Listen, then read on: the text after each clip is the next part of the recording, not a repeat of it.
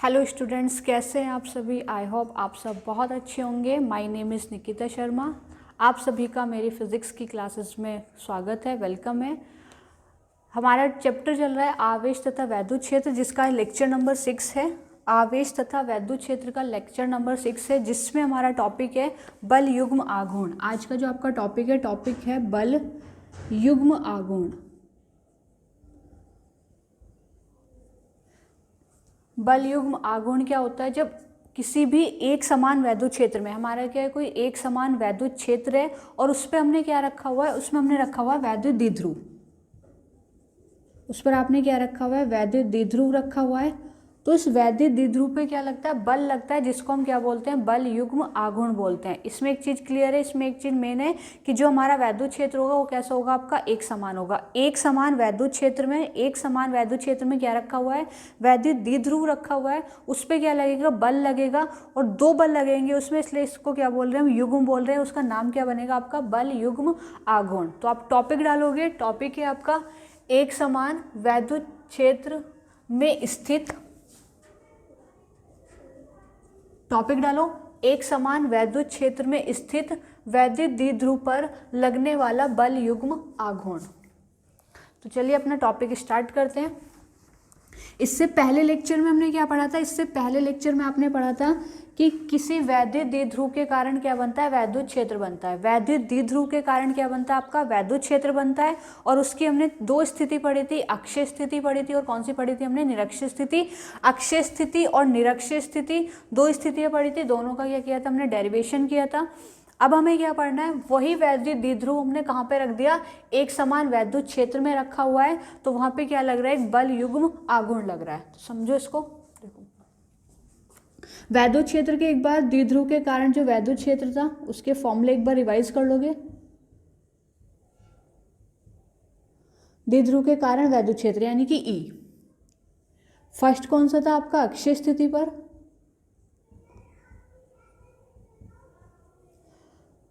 जिसका फॉर्मूला बना था E इज इक्वल टू, हम क्या लेके चलते हैं, निर्वात में लेके चलते हैं कि निर्वात में, ठीक है। माध्यम आपका कैसा है, निर्वात है। तो फॉर्मूला क्या था, E is equal to 1/4 pi epsilon naught 2p upon में कितना, r क्यूब। दूसरा निरक्षीय स्थिति पर,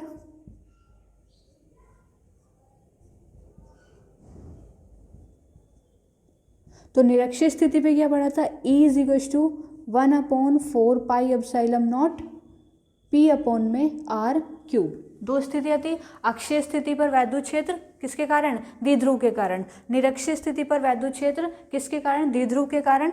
और एक और आता है आपका, अगर अक्षीय निरक्षीय कुछ नहीं है, किसी भी बिंदु पर हमें निकालना है, किसी भी बिंदु पर।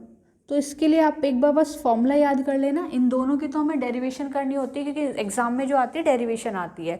लेकिन अगर कोई न्यूमेरिकल बन रहा है, उसमें न्यूमेरिकल अक्षय निरक्षय कुछ भी नहीं दे रखी, किसी भी बिंदु पर रखा हुआ है, किसी भी एंगल पर रखा हुआ है, वहाँ पर हमें क्या निकालनी है, वैद्युत क्षेत्र की तीव्रता निकालनी है। तो वहाँ पर आप फॉर्मूला लगाओगे, E is equal to 1/4 pi epsilon naught p upon में r क्यूब अंडर रूट में 1+3 cos स्क्वायर थीटा। इसका आप फॉर्मूला नोट कर लेना, ठीक है। फॉर्मूला क्या नोट करोगे, किसी भी बिंदु पर द्विध्रुव के कारण वैद्युत क्षेत्र की तीव्रता, ठीक है। वैद्युत द्विध्रुव के कारण किसी भी बिंदु पर क्या निकालनी है, हमें वैद्युत क्षेत्र की तीव्रता निकालनी है। तो वहां पे आप क्या फॉर्मूला यूज करोगे, वहां पे आप फॉर्मूला यूज करोगे 1/4 pi epsilon naught p upon में r cube 1+3 cos square theta. तो आप ये वाला फॉर्मूला नोट डाउन कर लेना। इस फॉर्मूले को हमें कहाँ पे यूज़ करना है, जहाँ पे हमारा किसी भी बिंदु पर किसी भी एंगल पे क्या रखा हुआ है। फॉर एग्जांपल यहाँ पे आपका एक वैद्युत द्विध्रुव रखा हुआ है, माइनस क्यू आवेश प्लस क्यू आवेश, और वो बोल रहा है कि यहाँ पर P बिंदु है, इस पे हमें क्या निकालनी है, वैद्युत क्षेत्र की तीव्रता निकालनी है। तो ये ना तो हम इसको बोल सकते हैं अक्षीय स्थिति है, और ना ही आपकी क्या है, निरक्षीय स्थिति है। ये किसी भी बिंदु पे ले रखा है, हमें किसी भी एंगल पे ले रखा है। यहाँ से एंगल कितना बना रहा है, थीटा बना रहा है। तो आपका फॉर्मूला, आपको फॉर्मूला यूज़ क्या करना है, 1/4 pi epsilon naught p upon में r क्यूब, p आपका वही यहाँ पे वैद्युत द्विध्रुव आघूर्ण होगा, अपॉन में r क्यूब अंडर रूट में 1+3 cos स्क्वायर थीटा। तो इस फॉर्मूले को आप नोट कर लो। अक्षय निरक्षय की हमने डेरिवेशन पढ़ ली है लेक्चर नंबर 5 में। यहाँ पे आप फॉर्मूला नोट कर लेना। किसी भी बिंदु पर अगर हमें वैद्युत क्षेत्र की तीव्रता निकालना है तो हम ये वाला फॉर्मूला यूज करेंगे। I repeat 1/4πε0 P/r³ √1 + 3 cos² theta. और अब आप टॉपिक डालिए। आज का जो हमारा टॉपिक है, एक समान वैद्युत क्षेत्र में स्थित वैद्युत द्विध्रुव पर लगने वाला बल युग्म आघूर्ण। चलिए टॉपिक आपने डाला, अब हमें क्या बनाना है, एक समान वैद्युत क्षेत्र। एक समान वैद्युत क्षेत्र बनाओगे,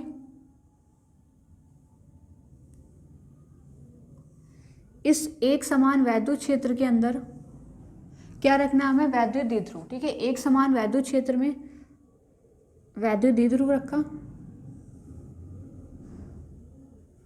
इधर है -q आवेश और ये क्या आपका +q आवेश, ये हो गया वैद्युत द्विध्रुव। ठीक है, ये इसका सेंटर हम मान रहे हैं O, इसकी यहाँ O से यहाँ तक की दूरी L और ये भी लंबाई कितनी है L, तो मिलके क्या हो जाएगी आपकी 2L। L और L तो मिलके क्या हो गई आपकी 2L, जो क्या बन जाती है आपकी डाइपोल लेंथ बन जाती है, द्विध्रुव की लंबाई। अब जब किसी भी एक समान वैद्युत क्षेत्र में क्या रखा हुआ है, वैद्युत द्विध्रुव रखा होता है, तो ये क्या हमारा एक समान वैद्युत क्षेत्र, तो इस पर क्या लगता है आवेश, कोई भी आवेश रखा हुआ उस पर क्या लगता है बल लगता है। बल कैसे लगेगा, जो हमारा धनात्मक चार्ज होता है यानी कि पॉजिटिव चार्ज जो होता है उस पर जो बल लगता है वो वैद्युत क्षेत्र की दिशा में लगता है, वैद्युत क्षेत्र की दिशा में लगता है। और कितना बल लगता है, तो हमने फॉर्मूला पढ़ा है F = QE। किसी भी वैद्युत क्षेत्र में एक समान वैद्युत क्षेत्र में आवेश पर लगने वाला जो बल है वो कितना होता है, F = QE होता है। तो इस पे जो फोर्स लगेगी, जो बल लगेगा वो कितना लगेगा, QE लगेगा।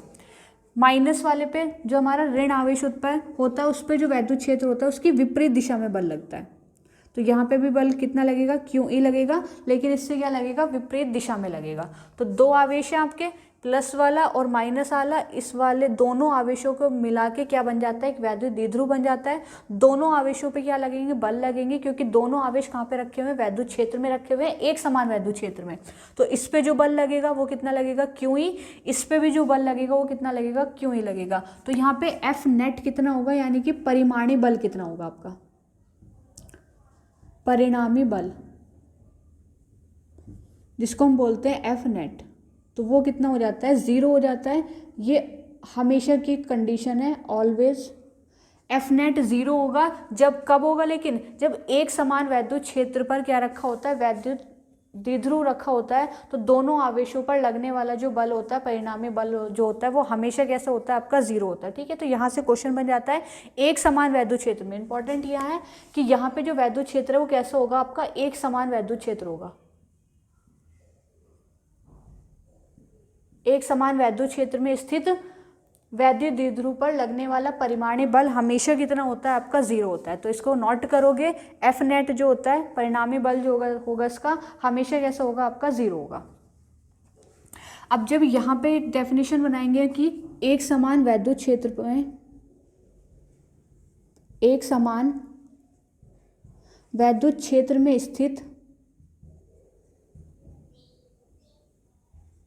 एक समान वैद्युत क्षेत्र में स्थित वैद्युत द्विध्रुव पर भिन्न भिन्न अक्षों पर या अलग अलग अक्ष पर, अलग अलग अक्ष पर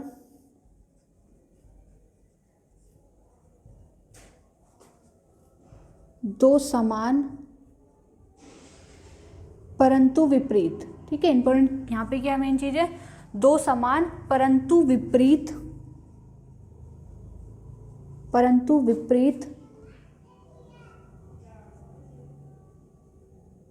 बलों का युग्म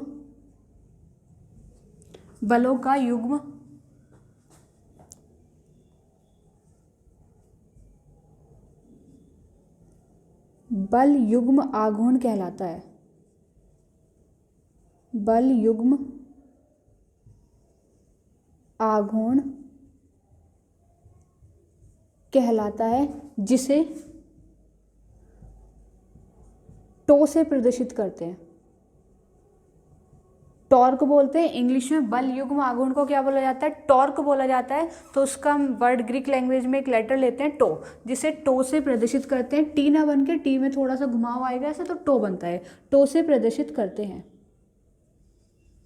ये हो गया, ठीक है। यहाँ पे क्या चीज़ है कि जो ये बल जो आपके लग रहे होंगे ये एक ही अक्ष पे नहीं लग रहे, दोनों के दोनों दो देखो विपरीत लग रहे हैं। कैसे दोनों बल कैसे होंगे, समान होंगे। यहाँ पर भी कितनी फोर्स लग रही है आपकी, क्यों ही बल लग रहा है, और वहाँ पर भी कितना बल लग रहा है, क्यों ही बल लग रहा है, दोनों अपोजिट डायरेक्शन में। और एक चीज़ है कि दोनों के जो अक्ष होंगे वो अलग होंगे, वो उसका अक्ष ऊपर है और इसका अक्ष क्या है, नीचे। तब ये दोनों विपरीत दिशा में क्या लग रहे हैं, बल लग रहे हैं। और कैसे लग रहे हैं, समान बल लग रहे हैं। तो इसको हम क्या बोलते हैं, बल युग्म आघूर्ण बोलते हैं। बल युग्म यानी कि बल जो लग रहे हैं दो तरफ से लग रहे हैं, युग्म में पेयर में लग रहे हैं। और आघूर्ण का मतलब होता है घूमना। जब ये बल युग्म लगेगा, दो ये रखा हुआ है, क्या रखा हुआ है हमारा, वैद्युत द्विध्रुव रखा हुआ है। एक नीचे इधर की तरफ बल लग रहा है और एक इधर की तरफ लग रहा है, और ये दोनों स्थिर अवस्था में है। तो यहाँ पे जब इस पर बल लगेगा तो ये क्या करने लगता है, घूमने लगता है। और जब ये घूमेगा तो इसको हम क्या बोलते हैं, टॉर्क बोलते हैं, यानी कि आघूर्ण बोलते हैं। तो डेफिनेशन आप इसकी ऐसे बना सकते हो कि एक समान वैद्युत क्षेत्र में स्थित वैद्युत द्विध्रुव पर अलग अलग अक्ष पर दो समान परंतु विपरीत बलों का जो युग्म है वो क्या कहलाता है, आपका बल युग्म आघूर्ण कहलाता है। और इसको किससे प्रदर्शित करते हैं, हम टो से प्रदर्शित करते हैं। इसका जो फॉर्मूला आता है, टॉर्क का जो आप फॉर्मूला बनाओगे, टॉर्क का फॉर्मूला होता है 11th क्लास में आपने पढ़ा था, बल युग्म आघूर्ण का फॉर्मूला।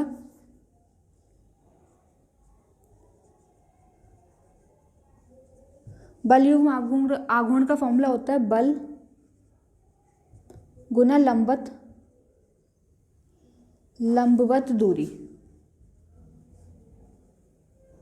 तो इसको हम ऐसे लिख सकते हैं, tau is equals to f into लंबवत दूरी। ठीक है, लंब का साइन बना दिया और डिस्टेंस यानी कि दूरी को हम डिस्टेंस से शो कर दें, लंबवत दूरी। तो ये फॉर्मूला होता है बल युग्म आघूर्ण का फॉर्मूला होता है। उस पर लगने वाला बल, द्विध्रुव पर लगने वाला बल, और उसकी क्या ली जाती है, लंबवत दूरी ली जाती है। तो फॉर्मूला हो जाता है tau is equals to f into लंबवत दूरी। ठीक है, ये लंबवत का साइन बनाया मैंने यहाँ पे, जैसे ऐसे लंब डालते हैं ना इस तरीके से, तो लंबवत दूरी ये हो गया। अब हमें यहाँ पे टॉर्क निकालना है कि यहाँ पे टॉर्क कितना लगेगा। तो देखो, एक इधर से बल लग रहा है और एक क्या लग रहा है, हमारा इधर से बल लग रहा है। तो दो साइड से बल लग रहा है, एक इधर बल लग रहा है और एक इधर क्या लग रहा है, दो साइड से बल लग रहा है। तो इस पर टोटल जो ये नोट करो, फिर इसको मैं रफ करती हूँ। पहले डेफिनेशन बनाओ इसकी, और जो इसका जनरल फॉर्मूला जो इस पर बनेगा वो क्या बन जाएगा, tau is equal to f into लंबवत दूरी। एक आवेश पे जब आप बल निकालोगे तो उस पर लगने वाला बल और उसकी क्या लेनी है, हमें लंबवत दूरी लेनी है। और इस पर परिणामी जो बल होता है, किस पे, आवेशों पर लगने वाला परिमाणी बल, वो कैसा होगा आपका, जीरो होगा। एफ नेट, जितना बल इधर से लग रहा है उतना ही बल इधर से लग रहा है, तो इसका एफ नेट हमेशा कैसा होता है, जीरो होता है। और मेन चीज़ क्या है कि ये जो आवेश रखे हुए हैं आपके वैद्युत क्षेत्र, ये जो वैद्युत द्विध्रुव रखा हुआ है वो कैसे रखा हुआ है, एक समान वैद्युत क्षेत्र में। चलिए, इस पे अब हम फॉर्मूला बनाते हैं कि यहाँ पे कितना बल युग्म आघूर्ण बन रहा है।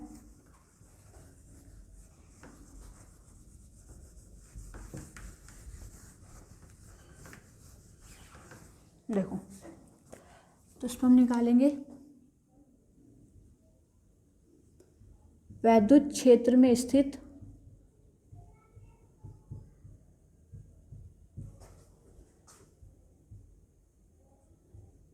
वैद्युत द्विध्रुव पर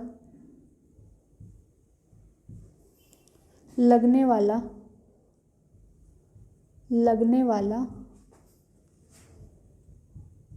परिणामी बल युग्म आघूर्ण, बल युग्म आघूर्ण, यानी कि क्या लिख सकते हैं इसको, टो नेट।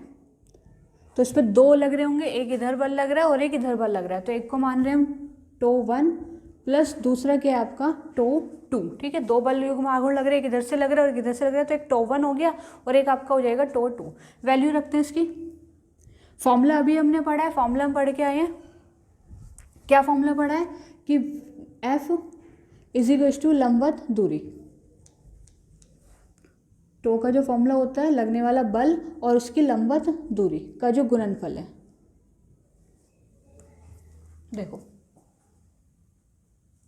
अब हमें क्या लेनी है, लंबवत दूरी लेनी है। देखो यहाँ पे बल लग रहा है, इस बल पे लगने वाली लंबवत दूरी, ऐसे बल लग रहा है आपका, ठीक है, इस तरीके से बल लग रहा है, और इसका अक्ष जो है, सेंटर जो है वो यहाँ पर है, तो इसका अक्ष ऐसे होगा, भाई एक बल इधर से लग रहा है और एक बल इधर से लग रहा है, तो इसका अक्ष ऐसे हुआ, और ये क्या करेगा, जब दो साइड से बल लग रहा है, एक उधर से लग रहा है, एक उधर से लग रहा है, तो ऐसे घूमने लगेगा। तो इसकी हमें क्या लेनी है, लंबवत दूरी लेनी है।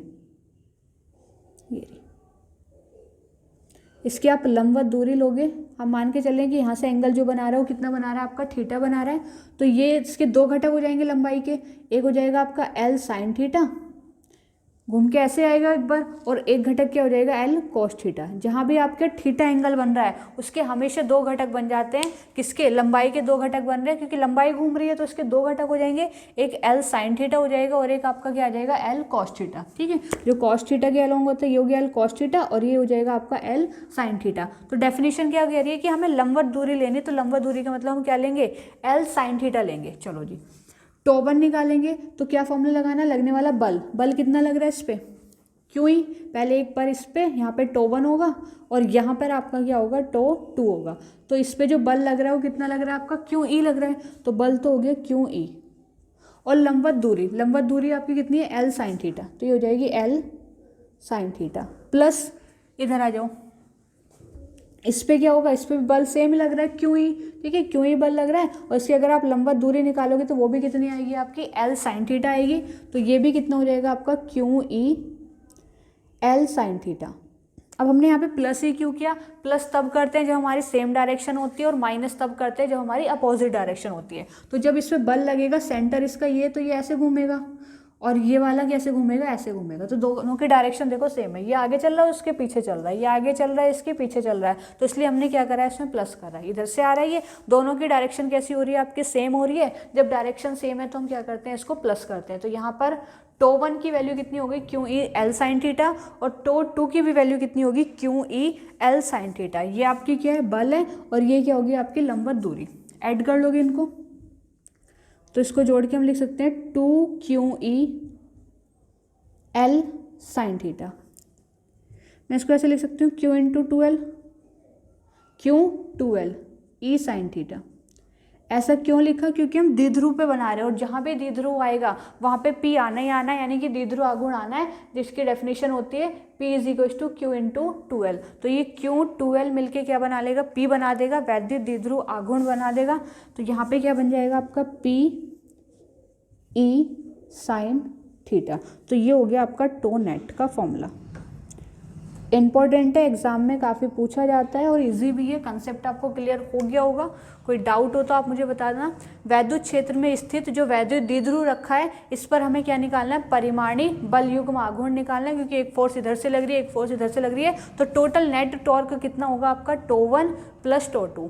टो की जो वैल्यू होती है, फॉर्मूला होता है, डेफिनेशन होती है, वो क्या होती है, उस पर लगने वाला बल और उसकी जो क्या होती है, लंबवत दूरी। ठीक है, ये इसका फॉर्मूला है। का जो गुणनफल है उसी को हम क्या बोलते हैं, टॉर्क बोलते हैं। लगने वाला बल, आवेश पे लगने वाला बल और उसकी लंबवत दूरी का जो गुणनफल है वो आपका क्या कहलाता है, बल युग्म आघूर्ण कहलाता है। तो इस पे लगने वाला बल, बल कितना लग रहा है, क्यू ई फोर्स लग रही है यहाँ पर भी आवेश प्लस क्यू पर, और इधर क्यू आवेश पे भी क्या फोर्स लग रही है, क्यू ई फोर्स लग रही है। ये कहाँ से आई, जब किसी भी एक समान वैद्युत क्षेत्र में, कोई एक समान वैद्युत क्षेत्र है और उस पर कोई क्यू आवेश रखा होता है तो उस पर क्या लगता है, बल लगता है। अगर ये पॉजिटिव है, भाई वैद्युत क्षेत्र की डायरेक्शन ऐसी है, अगर ये प्लस का क्यों है तो इस पर वैद्युत क्षेत्र इधर बनेगा, सॉरी बल इधर लगेगा, और कितना बल लगेगा, क्यों ही बल लगेगा। और मान लो अगर यहीं पे कोई माइनस क्यों आवेश रखा होता तो इस पर विपरीत दिशा में बल लगता है, लेकिन बल लगता कितना है आपका, क्यों ई बल लगता है। तो दोनों पे जो बल लगेगा क्यों ई, और लंबवत दूरी क्या होगी आपकी, एल साइन थीटा। तो यहाँ पर भी क्यों E L sine theta add करके हो जाएगा 2 क्यों ई एल साइन थीटा।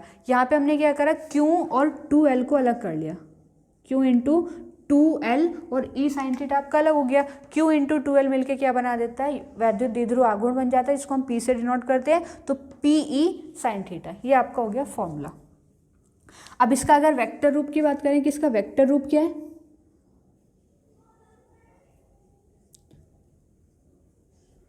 तो वेक्टर रूप होगा इसका tau is equal to sine theta है तो कैसा आता है, यहाँ पे जब साइन थीटा होता है तो हमारा क्रॉस प्रोडक्ट आती है, और अगर कॉस थीटा होता है तो वहाँ पे क्या आती है, डॉट प्रोडक्ट आती है। तो इसको हम क्या लिख लेंगे, vector p cross vector e, ये हो गया।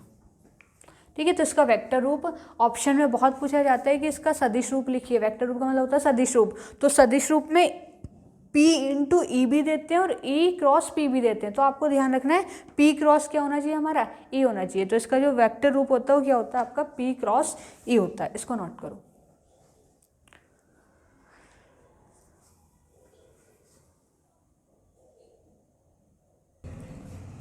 तो टॉपिक हमें समझ आ गया, फॉर्मूला समझ में आ गया कि एक समान वैद्युत क्षेत्र में जब भी कोई वैद्युत द्विध्रुव रखा होता है तो उस पर एक बल युग्म आघूर्ण लगता है और कितना लगता है। तो फॉर्मूला बना आपका tau is equal to p e sine theta. अब इसका मात्रक बनाएंगे और इसकी विमा बनाएंगे। तो इसका मात्रक देखेंगे, मात्रक क्या हो जाएगा, पी यहाँ पे क्या है आपका, पी यहाँ पे हमारा वैद्युत द्विध्रुव आघूर्ण। वैद्युत द्विध्रुव आघूर्ण का मात्रक क्या होता है, फॉर्मूला होता है इसका Q इंटू 2L। क्यू का मात्रक, आवेश का मात्रक कुलाम, और ये होती है मीटर। तो इसका मात्रक बनेगा कुलाम मीटर, कुलाम मीटर, और इंटू में कितना आपका वैद्युत क्षेत्र। तो वैद्युत क्षेत्र का जो मात्रक होता है वो कितना होता है आपका, इसके लिए फॉर्मूला क्या होता है, E is equal to f upon q naught. तो यहाँ पे क्या बनता है, न्यूटन प्रति कुलाम।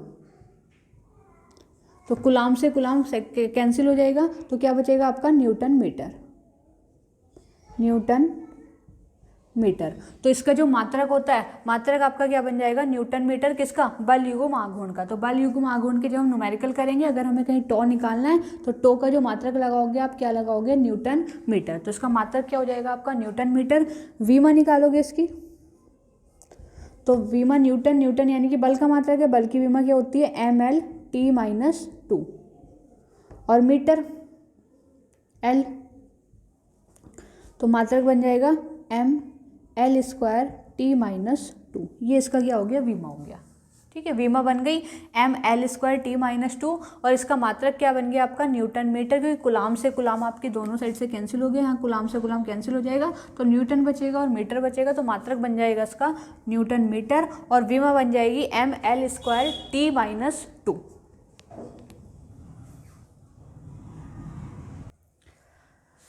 नेक्स्ट टॉपिक है आपका वैद्युत फ्लक्स।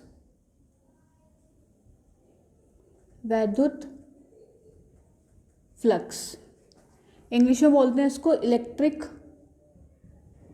फ्लक्स। इसका जो चिन्ह होता है, इसका जो सिंबल है वो होता है फाई ई। ठीक है, इसका जो सिंबल है, वैद्युत फ्लक्स को हम किससे डिनोट करते हैं, तो वैद्युत फ्लक्स को हम डिनोट करते हैं फाई ई से। फाई बनाना है और नीचे क्या बनाना है, हमें ई बनाना है। तो वैद्युत फ्लक्स को समझने से पहले हमें पहले समझना है सदिश क्षेत्रफल। सदिश क्षेत्रफल, तो देखो सदिश क्षेत्रफल जो होता है वो दो पृष्ठों के लिए होता है।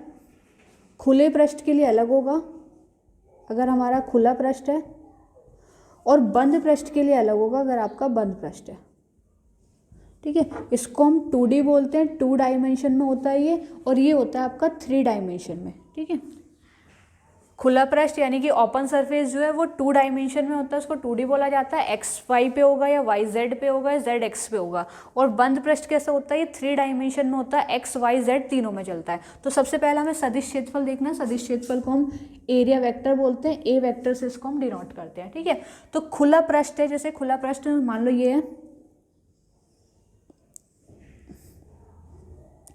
तीनों एक्सिस है हमारे पास X Y Z, और यहाँ पर हमने क्या बना दिया, एक वर्ग बना दिया। ठीक है, जिसकी लंबाई जो चौड़ाई है वो दोनों ही हमारी कैसी है, ए है। इसका हमें क्या निकालना है, एरिया निकालना है। इसका क्या निकालना है, आपको एरिया निकालना है। एरिया वेक्टर यानी कि इसका सदिश क्षेत्रफल निकालना है। तो इसका जो सदिश क्षेत्रफल होगा वो क्या होगा, लंबाई गुना चौड़ाई, यानी कि क्या हो जाएगा, A² हो जाएगा। भुजा का स्क्वायर होता है। सदिश क्षेत्रफल का क्या मतलब है कि क्षेत्रफल के साथ साथ उसकी क्या बतानी है, हमें दिशा भी बतानी है। तो इसकी जो दिशा होती है, खुले पृष्ठ की जो दिशा होती है वो हमेशा पृष्ठ की कैसी होती है, लंबवत होती है। बात को पकड़ोगे, लाइन पकड़ोगे। मैंने क्या बोला है कि जो पृष्ठ, जो हमारा इसकी दिशा है, सदिश क्षेत्रफल की जो दिशा होती है वो हमेशा पृष्ठ की कैसी होती है, लंबवत होती है। पृष्ठ आपका कैसे बना हुआ है, एक्स और वाई में बना हुआ है। एक्स और वाई में बना हुआ है तो इसका लंबवत अक्ष कौन सा होगा, आपका जेड होगा। अब जेड की 2 डायरेक्शन होगी, एक अंदर की तरफ होती है और एक कैसी होती है, बाहर की तरफ। तो खुले पृष्ठ की डायरेक्शन दोनों तरफ होगी, अंदर की तरफ भी हो सकती है है और कहाँ की तरफ हो सकती है, बाहर की तरफ भी हो सकती है। डायरेक्शन कैसी होती है, एक्स की डायरेक्शन आई कैप दिखाता है, वाई की डायरेक्शन क्या दिखाता है, जे कैप दिखाता है, और जेड की डायरेक्शन क्या दिखाता है, के कैप दिखाता है। ठीक है, ये आपने 11th में पढ़े हैं। आई कैप, जे कैप और के कैप, ये किसको दिखाते हैं, दिशा को दिखाते हैं। अगर हमारी एक्स एक्सिस पे डायरेक्शन लेनी है तो आई कैप लगाओगे, वाई अक्ष पर दिशा लेनी है तो क्या लगाओगे, जे कैप लगाओगे, और अगर आपको जेड अक्ष पर लेनी है तो आप क्या लगाओगे, के कैप लगाओगे। तो यहाँ पे मैंने बोला है कि खुले पृष्ठ की जो दिशा होती है वो हमेशा पृष्ठ की कैसी होती है, लंबवत होती है। पृष्ठ हमारा कैसे बना हुआ है, एक्स में और जेड में, यानी कि एक्स और वाई में बना हुआ है। तो इसका जो दिशा होगी वो कौन सी दिशा में होगी, जेड में होगी, तो जेड इसके लंबवत होगा। और जेड की डायरेक्शन क्या होती है आपकी, के कैप होती है। तो इसकी डायरेक्शन जो होगी हमारी वो के कैप होगी। वो चाहे आप पॉजिटिव ले लो या फिर नेगेटिव ले लो, दोनों साइड होती है माइनस के कैप। ठीक है, तो ये इसकी होती है दिशाएं। एक और एग्जांपल देख सकते हो आप, किसके लिए, खुले पृष्ठ के लिए। चलिए यहां पे मैंने एक ये बना दिया, ये इसकी लंबाई है और ये इसकी चौड़ाई है। एक क्या बोलते हैं इसको, एक हमने एक आयत बनाया, लंबाई l और चौड़ाई इसकी ली हमने b, ये x, ये y और ये आपका क्या है, z है। ठीक है, इसका हमें क्या निकालना है, एरिया वेक्टर निकालना है, यानी कि सदिश क्षेत्रफल निकालना है। तो सदिश क्षेत्रफल क्या होता है, लंबाई गुना चौड़ाई, यानी कि LB, और इसका वेक्टर निकाल लो, सदिश रूप निकाल लो। तो यहाँ पे हमें क्या चाहिए, दिशा भी चाहिए। तो अब इसकी जो दिशा होगी वो पृष्ठ की कैसी होगी, लंबवत होगी। पृष्ठ आपका x और किस में बना हुआ है, z में बना हुआ है, तो इसका लंबवत x कौन सा होगा, आपका y होगा। और y की जो डायरेक्शन होती है वो क्या होती है, जे कैप होती है। तो LB जे कैप लिख लो, और आप क्या लिख सकते हो, LB माइनस जे कैप। तो ये चीज आपको क्लियर हो गई होगी कि खुले पृष्ठ का जो एक सदिश क्षेत्रफल होता है वो हमेशा पृष्ठ के कैसा होता है, लंबवत होता है, और दोनों दिशा में होगा, पॉजिटिव भी होगा और कैसे होगा आपका, नेगेटिव भी होगा। बात आती है बंद पृष्ठ की। बंद पृष्ठ का मतलब है जिसपे 3D शेप होती है, x axis, y axis, z axis तीनों होता है। जैसे हमने कोई ले लिया घन, ये हो गया।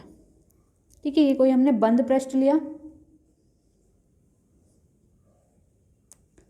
अब इसका जो एरिया वेक्टर लेना है हमें, इसका जो हमें एकांक सदिश निकालना है, वो जिस भी आप पृष्ठ का निकाल रहे हो उस पृष्ठ के हमेशा कहाँ की तरफ लेना है, बाहर की तरफ लेना है। हमेशा पृष्ठ के लंबवत होगा पृष्ठ के लंबवत ही, लेकिन इसकी डायरेक्शन सिर्फ क्या होती है, बाहर की तरफ होती है। जो हमारा खुला पृष्ठ होता है उसमें डायरेक्शन दोनों तरफ जाएगी, अंदर की तरफ जाएगी और बाहर की तरफ भी जाएगी। डायरेक्शन पृष्ठ की हमेशा लंबवत होती है। पृष्ठ ऐसे रखा हुआ है तो लंबवत डायरेक्शन ऐसे होगी, पृष्ठ ऐसे रखा हुआ है तो लंबवत डायरेक्शन आपकी ऐसे होगी। पृष्ठ ऐसे है, ठीक है, तो लंबवत डायरेक्शन इसकी ऐसे हो जाएगी, ये होगी इसकी लंबवत डायरेक्शन। और अगर पृष्ठ आपका ऐसे है तो इसकी लंबवत डायरेक्शन क्या होगी आपकी, ये वाली हो जाएगी। इसमें क्या होता है, बंद पृष्ठ बताता है कि जिस भी पृष्ठ का आपको क्या निकालना है, सदिश क्षेत्रफल निकालना है, उसकी दिशा होगी तो पृष्ठ के लंबवत ही, लेकिन सिर्फ कहाँ होगी, बाहर की तरफ होगी। मान लो हमें इस वाले पृष्ठ का क्षेत्रफल निकालना है, ऊपर वाले पृष्ठ का, तो उसकी जो दिशा होगी वो सिर्फ कहाँ की तरफ होगी, बाहर की तरफ। एरिया वेक्टर यानी कि ए वेक्टर जो होगा आपका, सदिश क्षेत्रफल जो होगा वो कहाँ की तरफ होगा, बाहर की तरफ। हमें इस वाले का निकालना है, इस पृष्ठ का निकालना है,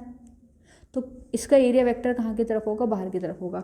आपको इसका निकालना है, इस पृष्ठ का लंबवत, ठीक है, लंबवत ही होगा एरिया वेक्टर। ये बहुत इंपॉर्टेंट है, इसमें हम आगे जब गॉस थ्योरम पढ़ेंगे वहाँ पे हमें सदिश क्षेत्रफल की जरूरत पड़ती है। सदिश क्षेत्रफल, इसका एरिया वेक्टर देखना होता है कि कौन सी डायरेक्शन में है। तो आप पृष्ठ देख लो, बस पृष्ठ देखना है। और अगर आपका कैसा है, खुला पृष्ठ है तो दोनों डायरेक्शन ले सकते हो, बाहर की तरफ भी ले सकते हो, अंदर की तरफ भी ले सकते हो। लेकिन अगर हमारा बंद पृष्ठ है तो हमेशा हमें जो डायरेक्शन लेनी है वो पृष्ठ के लंबवत ही लेनी है, लेकिन डायरेक्शन कैसी होगी आपकी, बाहर की तरफ होगी। हमें इस वाले पृष्ठ का निकालना है तो कहाँ की तरफ हो जाएगी, इस तरफ हो जाएगी। ठीक है, मान लो आगे वाले का निकालना होता है, ठीक है, एक पृष्ठ, अब इसको मैं ऐसे दिखा नहीं सकती करके, लेकिन इसकी डायरेक्शन जो होगी वो कहाँ की तरफ होगी आपके, बाहर की तरफ। ये जो आगे वाला पृष्ठ है, पीछे वाला निकालते तो पीछे की साइड हो जाती है, बाहर की तरफ। ठीक है, तो हमेशा बंद पृष्ठ में पृष्ठ के लंबवत ही उसकी दिशा होगी सदिश क्षेत्रफल की, लेकिन सिर्फ कहाँ की ओर होती है, बाहर की तरफ होती है। इसमें जो दिशा होती है वो अंदर की तरफ भी होगी और कैसी होगी, बाहर की तरफ भी होगी। ठीक है, तो आप इसको नोट करो, सदिश क्षेत्रफल के लिए दिशा ही जरूरी होती है। इसमें मैं यहाँ पे लिख देती हूँ, इसकी जो दिशा होती है इसमें अंदर और बाहर दोनों होती है, अंदर या बाहर, मतलब आपको लेनी एक ही है, ये नहीं आप दोनों डायरेक्शन ले रहे हो, अंदर ले लो या फिर बाहर ले लो। ठीक है, दोनों दिशा ले सकते हो आप इसकी खुले पृष्ठ के लिए। बंद पृष्ठ के लिए जो दिशा होती है वो केवल और केवल कहाँ की तरफ होती है, बाहर की तरफ, केवल बाहर की ओर।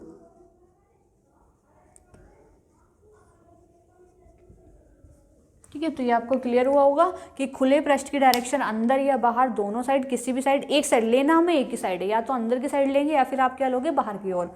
और बंद पृष्ठ के लिए जिस भी सरफेस का ले रहे हो, जिस भी पृष्ठ का ले रहे हो, उसके लंबवत ही लेनी है, दिशा लंबवत ही होगी इसमें भी और उसमें भी, लेकिन इसमें अंदर और बाहर दोनों तरफ हो सकती है, अंदर ले लो या फिर क्या ले लो, बाहर ले लो। इसमें आपका जो एरिया होगा, यानी कि इसका जो दिशा होगी एरिया की, वो सिर्फ कहाँ की होगी, बाहर की ओर होगी।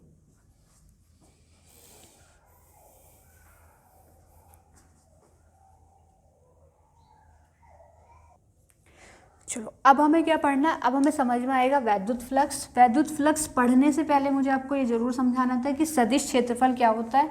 इससे नेक्स्ट टॉपिक हम पढ़ेंगे, गॉस नियम पढ़ेंगे, उसमें भी इसका एकांक, ये जो हमारा सदिश क्षेत्रफल है, इसका यूज होता है। तो अब आप टॉपिक डालोगे वैद्युत फ्लक्स, इलेक्ट्रिक फ्लक्स, जिसको हम किससे डिनोट करते हैं, फाई ई से डिनोट करते हैं। तो टॉपिक है आपका वैद्युत फ्लक्स। जल्दी से हेडिंग डालिए। नोट्स आपको प्रॉपर बनाने, डेली नोट्स इसी तरीके से बनाते जाओ। ये देखो वैद्युत फ्लक्स क्या होता है। वैद्युत फ्लक्स क्या होता है, किसी भी एक समान वैद्युत क्षेत्र में, कोई भी वैद्युत क्षेत्र बना हुआ है, उसमें हम क्या रख रहे हैं, कोई पृष्ठ रख देते हैं। कोई भी एक समान वैद्युत क्षेत्र बना हुआ है, उसमें हमने क्या रख दिया, कोई पृष्ठ रख दिया। उस पृष्ठ के लंबवत जितनी भी वैद्युत बल रेखाएं गुजरेंगी, भाई जहाँ पर वैद्युत क्षेत्र बना हुआ है वहाँ पे क्या आएगी, वैद्युत बल रेखाएं आती है। और वहाँ पे हमने वैद्युत क्षेत्र में क्या रख दिया, एक कोई पृष्ठ रख दिया। उस पृष्ठ से जितनी भी वैद्युत बल रेखाएं होकर गुजर जाएंगी, उसी को हम क्या बोलते हैं, वैद्युत फ्लक्स बोलते हैं। तो यहाँ पे जो डेफिनेशन बनती है, डेफिनेशन आपकी बनती है एक समान वैद्युत क्षेत्र में स्थित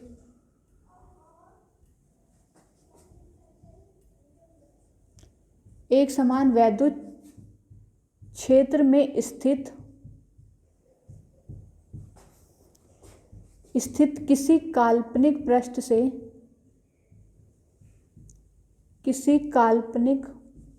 से होकर गुजरने वाली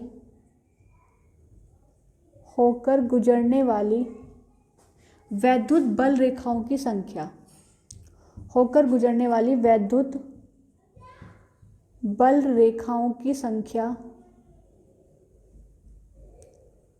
वैद्युत बल रेखाओं की संख्या वैद्युत फ्लक्स कहलाती है। वैद्युत फ्लक्स कहलाती है। इसे फाई ई से प्रदर्शित करते हैं। इसे फाई ई से प्रदर्शित करते हैं। ठीक है, इसको किससे प्रदर्शित करेंगे हम, फाई ई से। समझोगे अब इसको कैसे, क्या समझाना चाह रहे हैं, कैसे वैद्युत बल रेखाएं निकलेंगी। देखो यहाँ पे कोई पृष्ठ रखा हुआ है, इससे कुछ वैद्युत बल रेखाएं होकर गुजर रही हैं। ये जब ये वैद्युत क्षेत्र में रखा हुआ है तो कुछ वैद्युत बल रेखाएं इसमें से गुजरेंगी। ये तो जितनी वैद्युत बल रेखाएं इस पृष्ठ से होकर गुजरती हैं, उनकी जो संख्या है वही आपका क्या कहलाती है, फ्लक्स कहलाती है। तो यहाँ पे कितनी निकल के जा रही हैं, 3 निकल के जा रही है। तो यहाँ पे जो आपका फ्लक्स बनेगा वो कितना बन जाएगा, आपका 3 बन जाएगा। दूसरा हम क्या कर रहे हैं, अगर हम वैद्युत क्षेत्र को क्या कर देते हैं, प्रबल कर देते हैं। अगर हमारा ई कैसा है, प्रबल है, तो जब वैद्युत क्षेत्र प्रबल होता है तो उसकी वैद्युत बल रेखाएं कैसी होती है, पास पास होती है, थोड़ी सक्रिय होती है, पास पास हो जाती है। तो यही हम क्या कर रहे हैं, यहाँ पे यही वाला आपका पृष्ठ है।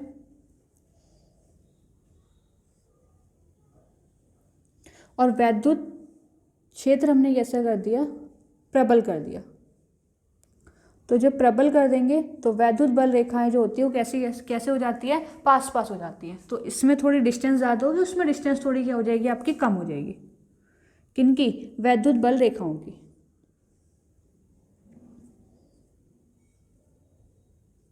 तो यहाँ पे वैद्युत बल रेखाएं इस काल्पनिक पृष्ठ से कितनी निकल रही हैं, तो 1 2 3 4। तो यहाँ पे जो फ्लक्स है आपका फाई ई, वो कितना हो जाएगा, आपका 4 हो जाएगा। दूसरा हम क्या कर रहे हैं, मैंने ये जो हमारा पृष्ठ है, इस पृष्ठ का क्षेत्रफल बढ़ा दिया। ठीक है, पृष्ठ का हम क्या करेंगे, क्षेत्रफल अगर बढ़ा देंगे, पृष्ठ का क्षेत्रफल बढ़ाया तो जो रेखा बाहर से होके गुजर रही थी वो भी कहाँ आ जाएगी, पृष्ठ के अंदर आ जाएगी।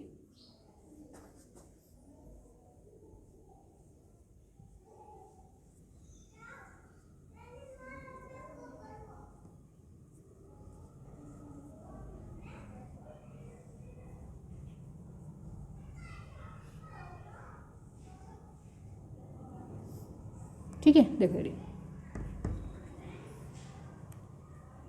ये ऐसे जा रही है, तो इस पृष्ठ से कितनी रेखाएं होके गुजरी हैं, तो इससे गुजरी है 1 2 3 4 5। यहाँ पे कितना फ्लक्स बना है आपका, फाई ई जो बना है वो कितना बना है, फाई बना है। तो यहाँ पे देखो हमने क्या देखा कि जब हमारा वैद्युत बल कैसे हो रहा है, प्रबल हो रहा है। वैद्युत क्षेत्र जब प्रबल हो जाता है तो फ्लक्स का मान बढ़ जाता है। वैद्युत क्षेत्र तो वही है हमारा, लेकिन हमने क्या बढ़ा दिया, अपना जो ये क्या था पृष्ठ था, इसका हमने एरिया बढ़ा दिया, इसका क्षेत्रफल बढ़ा दिया, तो यहाँ पे भी क्या हो गया, आपका फ्लक्स बन गया। इसका क्या मतलब है कि जो फाई ई है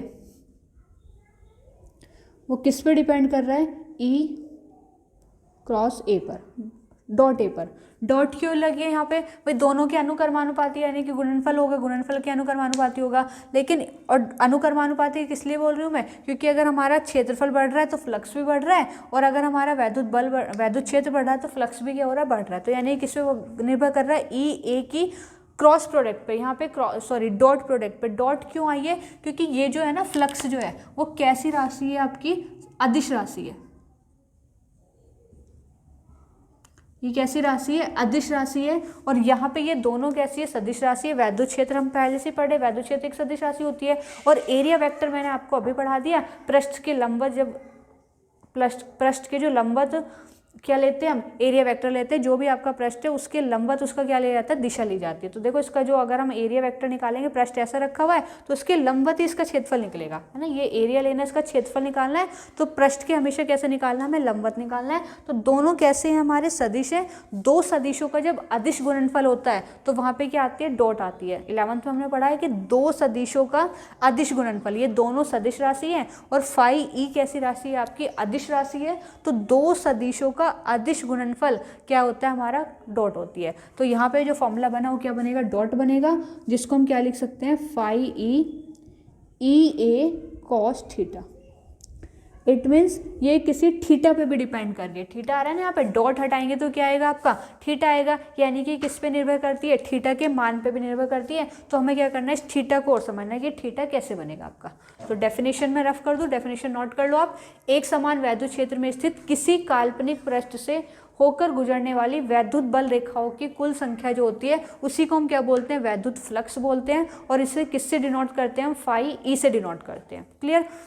यहाँ पे हमने क्या बनाया, वैद्युत बल रेखा ये जा रही है और इसमें क्या रखा हुआ है, काल्पनिक पृष्ठ रखा हुआ है। तो इस पृष्ठ से जितनी वैद्युत बल रेखाएं गुजर जाएगी, और वैद्युत बल गुजरने वाली वैद्युत बल रेखाओं जो होनी चाहिए वो कैसी होनी चाहिए, लंबवत होनी चाहिए। एक समान वैद्युत क्षेत्र में स्थित किसी काल्पनिक पृष्ठ से लंबवत, एक वर्ड और जोड़ देना यहाँ पे, लंबवत होनी चाहिए। लंबवत गुजरने वाली वैद्युत बल रेखाओं की संख्या। भाई ये पृष्ठ है, पृष्ठ की कैसी गुजर रही है, लंबवत गुजर रही है। ये पृष्ठ इसके लंबवत गुजर रही है और ये पृष्ठ इसके क्या गुजर रही है, लंबवत गुजर रही है।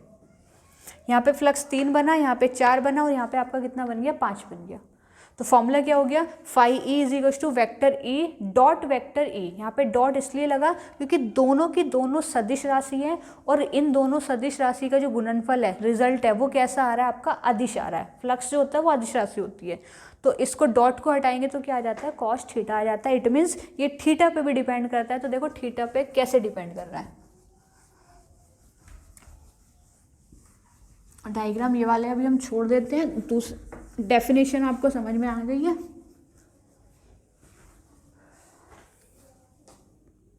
कोई पृष्ठ है, इस पृष्ठ का जो एरिया वेक्टर होगा वो ऐसे होगा ना, पृष्ठ का जो एरिया वेक्टर होगा वो ऐसे होगा, बिल्कुल ऐसे होगा। ठीक है। अब इस पे किसी एंगल से ये क्या आपकी वैद्युत बल रेखा ऐसे जा रही है, ये एरिया वेक्टर से कितना एंगल बना रही है, थीटा एंगल बना रही है। तो यहाँ पे दो घटक बन जाएंगे इसके, किसी एंगल पर है तो ये होगा आपका ई कॉस थीटा, और इधर वाला होगा आपका ई साइन थीटा। तो किस पे डिपेंड करेगी ये, अगर हमें वो डेफिनेशन नहीं भी पता है, कॉस थीटा डॉट नहीं पता है, तो हमने पढ़ा है कि हमेशा पृष्ठ के कैसे होना चाहिए, एरिया वेक्टर लंबवत होना चाहिए। तो लंबवत तो इधर है, जब लंबवत इधर है तो हमें कौन सा लेना है, कॉस थीटा लेना है। तो यहीं से आपका फॉर्मूला बन जाता है, फाई ई जो होता है वो कितना होता है, ई ए कॉस थीटा। तो ये हो गया आपका फॉर्मूला। ठीक है। वैद्युत फ्लक्स का जो फॉर्मूला होगा वो कितना हो जाएगा, phi e is equal to e a cos theta. इसका मात्रक देख लेते हैं, तो इसका मात्रक क्या बनेगा, पहले क्या आपका वैद्युत क्षेत्र, तो वैद्युत क्षेत्र का जो मात्रक होता है वो क्या होता है, न्यूटन पर कूलाम।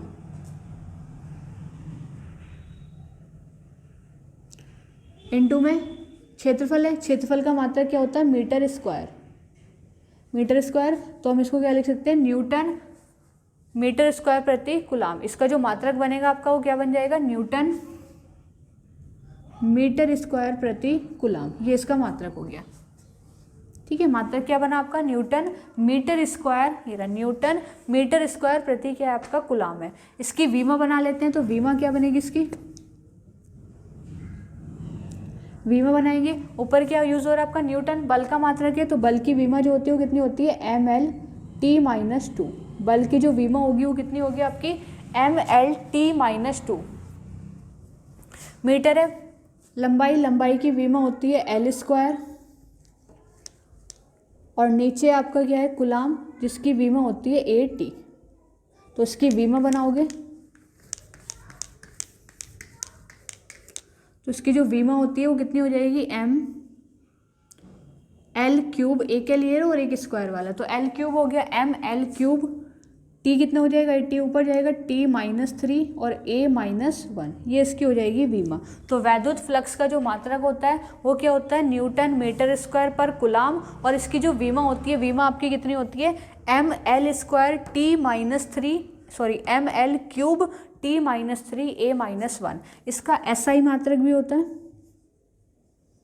तो इसका SI मात्रक होता है वेबर। ठीक है, वैद्युत फ्लक्स का SI मात्रक क्या होता है, वेबर होता है। इसकी स्पेलिंग होती है WEBER, तो इसलिए W से डिनोट कर देते हैं, कैपिटल W से। तो ये था आपका वैद्युत फ्लक्स, फाई ई से डिनोट करते हैं। फॉर्मूला क्या बनता है, phi e is equal to EA cos theta, जिसका मात्रक बन जाता है न्यूटन मीटर स्क्वायर प्रति कूलाम, जिसका SI मात्रक क्या होता है, वेबर होता है। और इसकी वीमा हमने बनाई, वीमा क्या बन गई आपकी, ML3 T-3 A-1। वैद्युत फ्लक्स होगा क्या, किसी भी काल्पनिक पृष्ठ से जितनी भी वैद्युत बल रेखाएं उसके लंबवत होकर गुजर जाएंगी, वही हमारा क्या होता है, फ्लक्स होता है।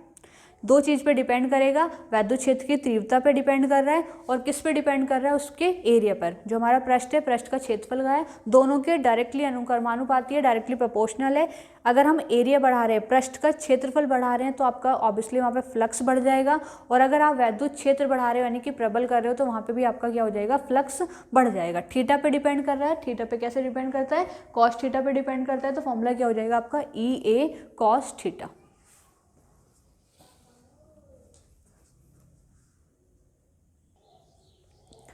नेक्स्ट टॉपिक डालोगे आप, गॉस का नियम।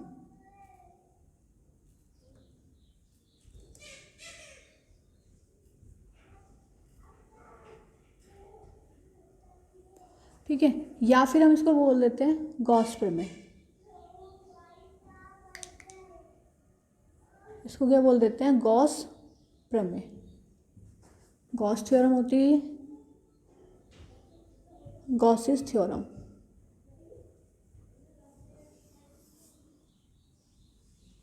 ये आपका टॉपिक है, तो टॉपिक डालोगे आप। देखो गॉस थ्योरम क्या होता है, गॉस जो वर्ड बना है वो बना है गॉसियन से, गॉसियन।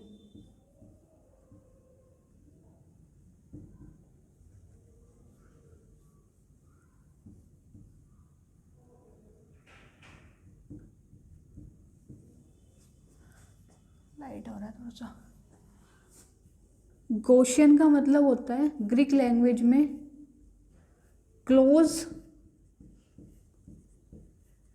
क्लोज्ड सरफेस को ये हम क्या बोलते हैं, गॉसियन बोलते हैं। मतलब वहाँ पे ग्रीक लैंग्वेज में गॉसियन होता है। गॉसियन का मतलब होता है क्लोज्ड सरफेस, यानी कि क्या आपका बंद पृष्ठ।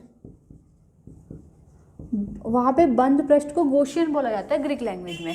तो वहीं से हमारा ये वर्ड निकल के आया गॉस थ्योरम। दैट मीन्स ये वाली जो थ्योरम लगनी है गॉस प्रमेय, वो किसके लिए लगेगी, बंद पृष्ठों पर। जहाँ पर भी बंद पृष्ठ है, और बंद पृष्ठ पे हमें क्या निकालना है, फ्लक्स निकालना है, वैद्युत फ्लक्स। जब हम बंद पृष्ठ पे क्या निकालेंगे, वैद्युत फ्लक्स निकालेंगे, कि वहाँ पे कितना बंद पृष्ठ में कितना वैद्युत फ्लक्स बन रहा है, तो वहाँ पे हम क्या लगाएंगे, गॉस थ्योरम लगाएंगे। तो गॉस थ्योरम कहाँ पे यूज़ होएगी, गॉस थ्योरम जो हमें यूज़ करनी है वो कहाँ पे यूज़ करनी है, कोई बंद क्या पृष्ठ है, उस बंद पृष्ठ में क्या बन रहा है, वैद्युत फ्लक्स बन रहा है। तो कितना वैद्युत फ्लक्स बन रहा है वो निकालने के लिए हम किसका यूज़ करते हैं, गॉस थ्योरम का यूज़ करते हैं। फ्लक्स देखो कैसे बन रहा है, कोई आपका बंद पृष्ठ है, ये लिया हमने बंद पृष्ठ,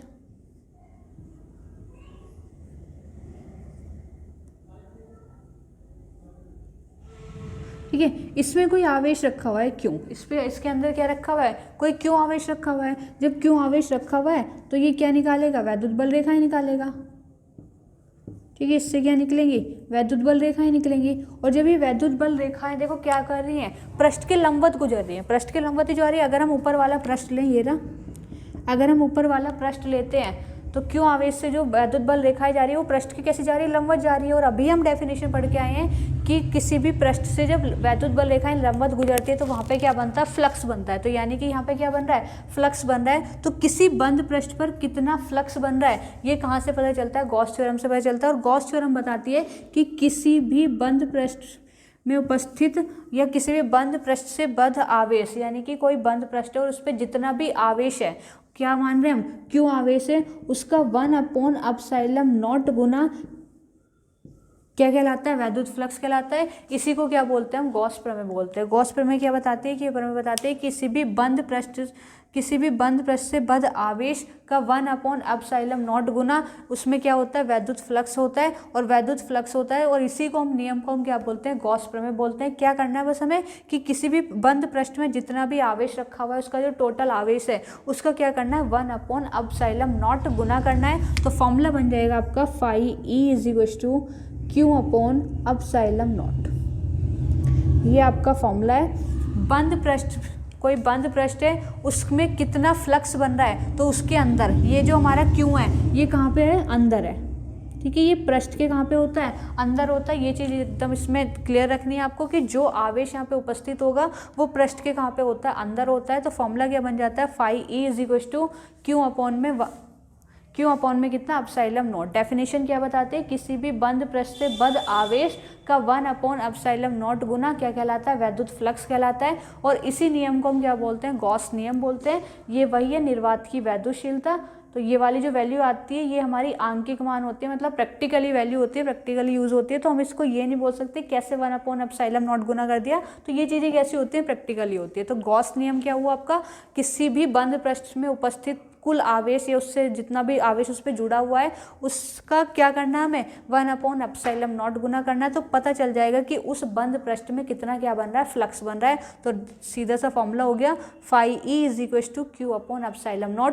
ये जो एप्लीकेबल होगा, ये जो हमें यूज़ करना है, अप्लाई करना है, वो सिर्फ और सिर्फ कहाँ पे करना है, हमें बंद पृष्ठों के लिए, ठीक है। बंद पृष्ठ के लिए गॉस का मतलब गॉसियन से बना है, गॉस, ठीक है, ये गॉसियन से बना है। और इसका मतलब क्या होता है, बंद पृष्ठ। तो बंद पृष्ठ पे कितना वैद्युत फ्लक्स बन रहा है, तो अब हमें वैद्युत फ्लक्स यहाँ पे पता चल गया कितना बना है, Q/ε0।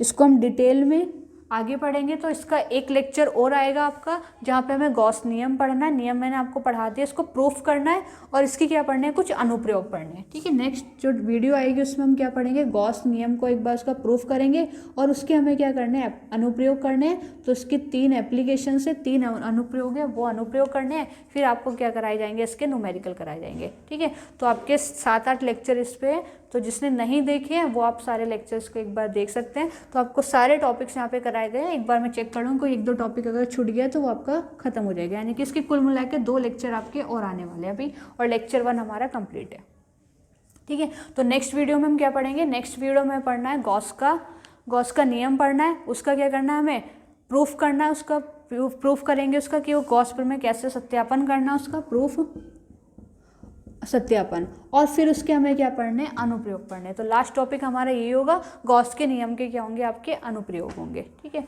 तो अच्छे से पढ़ाई कीजिए। थैंक यू, मिलते हैं नेक्स्ट वीडियो में। Good luck.